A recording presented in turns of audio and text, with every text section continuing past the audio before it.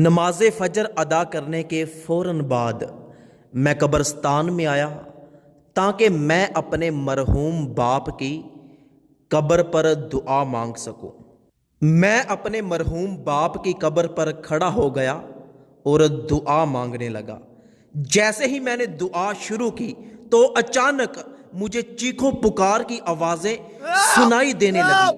میں حیران ہو کر ادھر ادھر دیکھنے لگا لیکن مجھے کوئی بھی نظر نہ آیا۔ خوف اور دہشت کی وجہ سے میرا دل پھٹ رہا تھا۔ مجھے ایسے لگ رہا تھا کہ جیسے چیخوں پکار کی آواز کہیں نزدیک سے ہی آ رہی ہے۔ میں نے ادھر ادھر دیکھا تو مجھے ایسے لگا کہ جیسے چیخوں پکار کی آواز ساتھ والی قبر سے آ رہی ہے۔ میں آہستہ آہستہ اس قبر کی طرف بڑھا اور بڑی ہمت کے ساتھ اس قبر کے نزدیک جب میں نے کان کیا تو مجھے آوازیں اور زیادہ زور زور سے آنے لگی۔ میں وہاں سے اٹھا، ایک جانب سے قبر کھلی ہوئی تھی، قبر میں بڑا سارا سوراخ تھا۔ میں اس سوراخ کے نزدیک گیا، سوچا کہ اس میں دیکھنے کی کوشش کروں، لیکن جیسے ہی میں نے اس میں دیکھا تو میں جھٹکا لگا کر پیچھے گرا اور تیزی کے ساتھ میں قبرستان سے باہر نکل گیا اور خوف اور دہشت کے مارے مجھ سے چلا بھی نہیں جا رہا تھا۔ یہ تو مجھے پتا ہے کہ میں قبرستان سے باہر کیسے آیا۔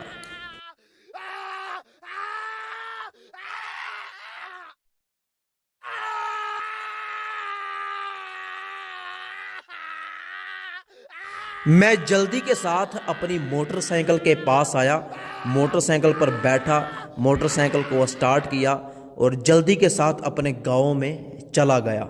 میں گاؤں جا کر جلدی سے قبر بنانے والے مستری کو، جس نے ہمارے گاؤں کی ساری قبریں بنائی، اس کو میں قبرستان میں لے کر آیا تاکہ اس کو یہ معاملہ دکھا سکوں اور پوچھ سکوں کہ یہ قبر کس کی ہے۔ وہ بار بار مجھ سے ہاتھ پکڑ کے پوچھے کہ آخر اتنی جلدی تم مجھے قبرستان میں کیوں لے کر آئے ہو؟ میں نے اسے کہا کہ بس آپ چلتے رہو۔ وہ بندہ بڑی حیرانگی کے ساتھ میرے ساتھ چل رہا تھا۔ جب ہم دونوں قبر پر پہنچے تو میں نے کہا کہ 1 منٹ پیچھے رکو۔ میرا گمان تھا کہ ابھی بھی قبر سے آوازیں آ رہی ہوں گی، لیکن جب میں نے قبر کو کان لگا کر دیکھا تو کوئی کسی قسم کی آواز نہیں آ رہی تھی۔ پھر میں نے اس کو بتایا کہ صبح نماز فجر کے بعد میں فوراً قبرستان میں آیا۔ جیسے ہی اپنے باپ کی قبر پر دعا مانگنا شروع کی تو مجھے خوفناک آوازیں آنے لگی۔ میں نے ادھر ادھر دیکھا، کوئی نظر نہیں آیا تو میں اس قبر کی طرف بڑھا تو اس قبر سے مجھے وہ خطرناک اور خوفناک آوازیں آ رہی تھیں۔ کیا آپ جانتے ہیں کہ یہ قبر کس کی ہے؟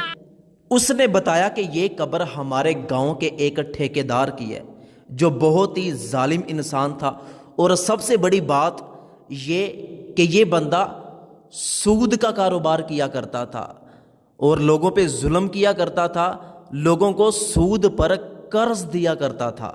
تو میں سمجھ گیا کہ قبر سے جو آوازیں آ رہی ہیں یہ یقیناً سود کا کاروبار کرنے کی وجہ سے عذاب مل رہا ہے۔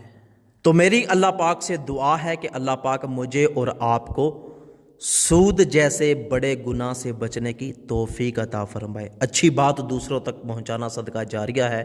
اس ویڈیو کو جلدی سے اپنے تمام دوستوں کے ساتھ شیئر ضرور کیجیے گا۔